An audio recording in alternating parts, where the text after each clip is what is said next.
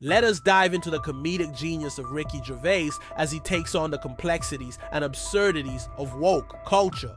Known for his unfiltered humor and sharp wit, Gervais unapologetically explores how modern social issues, political correctness, and identity politics have infiltrated daily life, often with unintentionally funny consequences. With his signature style, he highlights the fine line between genuine social awareness and performative activism, challenging viewers to laugh at the extremes of our culture while inviting us to reflect on what it all really means.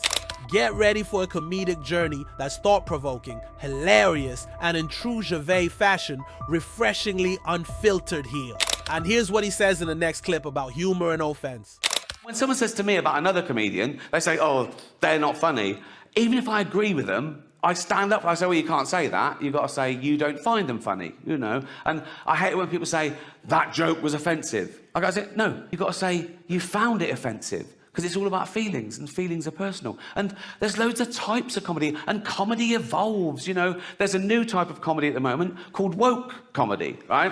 No, it's very progressive, you know. There are some clubs now where the comedian has to sign a thing saying he won't say anything contentious or he won't say anything that could offend anyone. It's a safe space for the audience, woke comedy. And I tried to watch a bit of it, and I decided I'd rather watch Louis C.K. masturbate. Can't mention him anymore, he's cancelled. Not enough to apologise and move on. You've got to... In this clip, Ricky Gervais explains his stance on humor and offense, pointing out that feelings are personal and subjective. He believes people should say, I don't find them funny, rather than dismissing a comedian as not funny. Addressing woke comedy, Gervais notes that some clubs now enforce restrictions on comedians, requiring them to avoid any potentially offensive topics. Reflecting on this trend, he humorously admits he'd prefer watching something as outrageous as Louis C.K.'s jerk-off over the sanitized form of comedy. In the next clip, Ricky shares a story that digs into the boundaries of comedy and audience sensitivity, this time with a joke about Caitlyn Jenner. And the big controversy last time I did it was a Caitlyn Jenner joke, right? Oh, outrage on Twitter the next day. And by outrage, I mean a couple of people going, it was transphobic.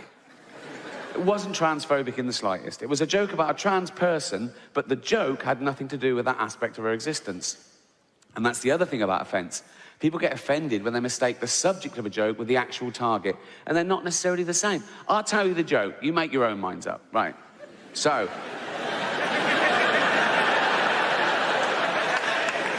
it's live, so they go, and now your host for the 68th Annual Golden Globe Awards, please welcome Ricky Gervais. They come on, and they're all clapping, all the actors are looking up, smiling at me nervously. It's brilliant, right?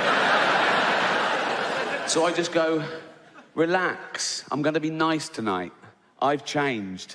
Not as much as Bruce Jenner. Ricky Gervais recalls the uproar over a joke he made about Caitlyn Jenner, explaining how a couple of people on Twitter labeled it transphobic. He says it wasn't transphobic in the slightest. It just happened to mention a trans person. He points out that people often mix up the subject of a joke with its actual target, missing the humor entirely. Then he shares the joke, setting the scene at the Golden Globes, where he told a room full of nervous actors, relax, I'm gonna be nice tonight. I've changed, not as much as Bruce Jenner. With that, he lets the audience decide for themselves, reminding us that sometimes a joke is just a joke. And if you think this was risky, wait until he takes on cancel culture next. But if you're the type of person to revel in someone getting cancelled for something they said 10 years ago, you're just ensuring that one day you'll be cancelled for something you said today. You can't predict what will be offensive in the future. You don't know who the dominant mob will be. You know, like, the worst thing you can say today, get you cancelled on Twitter, death threats, whatever, the worst thing you can say today is, women don't have penises, right? Now, no one saw that coming. There are no 10-year-old tweets of people saying... you won't find a 10-year-old tweet of someone saying women don't have penises. Do you know why? We didn't think we fucking had to. He jokes about the irony of cancel culture, warning that those who celebrate someone's cancellation for an old comment might find themselves canceled for something they say today. He notes that what's offensive changes over time, adding, the worst thing you can say now is, women don't have penises. 10 years ago, no one thought to tweet that because we didn't think we had to. He takes this idea further as he explores the concept of free speech in the next clip. Try and explain to someone every day what freedom of speech means, particularly in the context of comedy, and particularly in the context of a joke, that a joke about a bad thing isn't as bad as the bad thing. It's not even necessarily condoning the bad thing. It could be anti the bad thing. It depends on the actual joke. And this woman said, you should never make jokes about food allergies. I should have left it, right? I sent back, I make jokes about AIDS, cancer, famine, and the Holocaust, right? And you're telling me I should never joke about food allergies. She sent back, yes, but the Holocaust didn't kill children. Well, it did, didn't it? It was horrible, the Holocaust. Some would say as bad as food allergies. Ricky Gervais tackles freedom of speech in comedy, especially around sensitive topics. He explains that a joke about something awful isn't the same as condoning it. It can even criticize it, depending on the joke itself. Sharing a funny encounter, he recalls a woman who told him to avoid jokes about food allergies. Gervais, who jokes about serious subjects like AIDS, cancer, and famine, doubles down. But it's in the next clip that he digs into the shifting definitions of gender. Oh, women. Not all women. I mean the old-fashioned ones. You know, the old-fashioned women. Oh, God. You know, the ones with wombs. Oh. Those fucking dinosaurs. Oh. No, I love the new women. I know the new women. They're great, aren't they? You know, the new ones we've been seeing lately. The ones with beards and cocks. They're as good as gold. I love them. No, it's the old-fashioned with it. And now the old-fashioned, they go like, oh, they want to use our toilets. Why shouldn't they use your toilets? For ladies. They are ladies. Look at their pronouns. What about this person isn't a lady? Well, his penis. Her penis, you fucking bigot.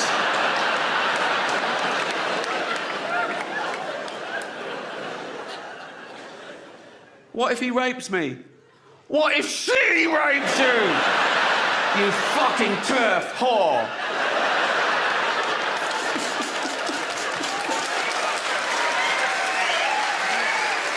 Ricky humorously riffs on the evolving definitions of gender, poking fun at the confusion around old-fashioned women, the kind, he says, with wombs.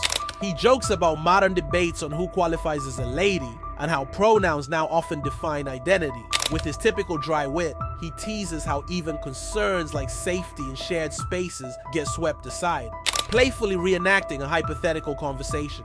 His take on humor and stereotypes continues in the next clip. Welcome to my show. It's not a show. There's no dancers or jugglers. It's basically a bloke talking, which is essentially what stand-up comedy is, isn't it? A bloke talking. Sexist. What about all the funny female comedians? Like, No. Right. No. I'm not doing that. Okay, right. That was irony. There's going to be a bit of that throughout the show. See if you can spot it, okay? Now, that's when I say something I don't really mean for comic effect, and you as an audience, you laugh at the wrong thing because you know what the right thing is. It's a way of satirising attitudes. Like that first joke, I used the old-fashioned sexist trope that women aren't funny. Now, in real life, I know there are loads of funny women. Like, I did it again. Well spotted. Good. He opens his show by explaining the simplicity of stand-up. It's just a bloke talking. He quickly plays on the idea of it being sexist, joking about funny female comedians with a tongue-in-cheek like, as the audience laughs. He introduces the concept of irony, saying he uses jokes to poke fun at old-fashioned stereotypes, like the idea that women aren't funny. With a grin, he adds, I know loads of funny women, like, yeah, good catch. Through this humor, he cleverly highlights how satire can challenge outdated attitudes. Next, he digs into the topic of virtue signaling. But these people are virtue signaling. They're trying to bring people down to raise their own status. And they say it's because, no, we're protecting minorities. Like, They're basically saying minorities haven't got a sense of humour, which is so patronising. And I get that as well, to what it's like to be outnumbered. In this country, we're still only 5% black, 5% Asian, 5% LGBTQ, you know, tiny numbers. Now, I'm a white, heterosexual multi-millionaire, right? There's less than 1% of us.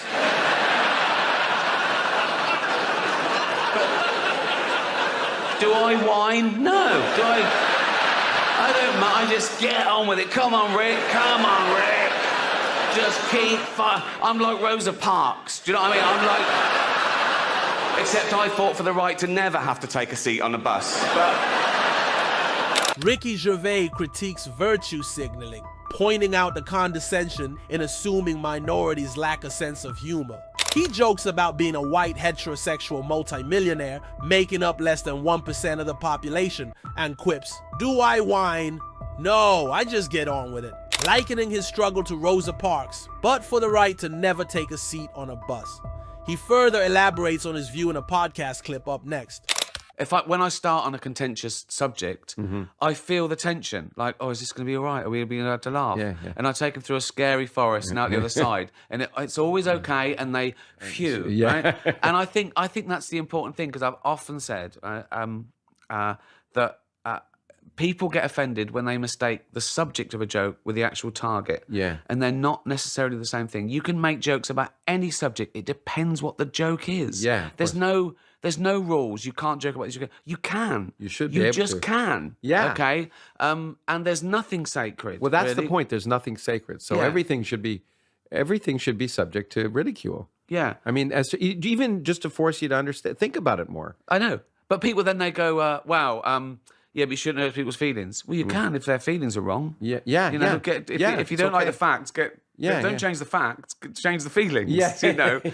As simple as that, he shares his experience tackling contentious subjects in comedy, feeling the audience's tension, but guiding them through it with laughter. He emphasizes that offense often comes from confusing the subject of a joke with its target, asserting that humor can touch on any topic without rules. Nothing is sacred, he insists, explaining that comedy should provoke thought and challenge feelings, even stating, if you don't like the facts, change your feelings, not the facts. He drives this point home in the next clip with his final bold philosophy on comedy. I did think of adopting for a while, a little third world child, because that would tick all 3 boxes, wouldn't it? You know? You think of it like, 1, I wouldn't be adding to the population problem. I'd be alleviating an existing problem. A young kid born through no fault of his own into abject poverty. He would have died without me. I can literally save his life and give him a great upbringing, right? 2, he would be grateful, wouldn't he? He'd want to pay me back, wouldn't he? Particularly if I let him know that all the other kids in the village, they weren't so lucky, they didn't make it out. I'd tell him that early on, so he really bucked his ideas up, right? I'd go, Tundi, come here. Yeah. Go and pop a shirt on, you're not in Africa now, mate. That's better. Yeah. Tundi, yeah, water straight out of a tap, innit? Yes. No, it's not free, it's Hampstead. Yeah, of course it's safe. Safe. Fresh drinking water. Have as much as you want. Have a bucket full. Straight out of that fresh drinking water. There you go. Go and clean the car. Go on. Ricky Gervais pushes boundaries with his final point, asserting that if someone doesn't like the facts, it's their feelings, not the facts. That should change. This bold take encapsulates his comedy philosophy. Nothing is off limits, and every subject should be open to scrutiny and humor. Gervais' fearless approach reminds us that comedy can both entertain and challenge, inviting us to question our own beliefs and reactions. What are your thoughts? Should comedy have limits, or does it need that freedom to truly make us think and laugh? If you're intrigued by this take, don't forget to like, subscribe, and share for more thought-provoking content.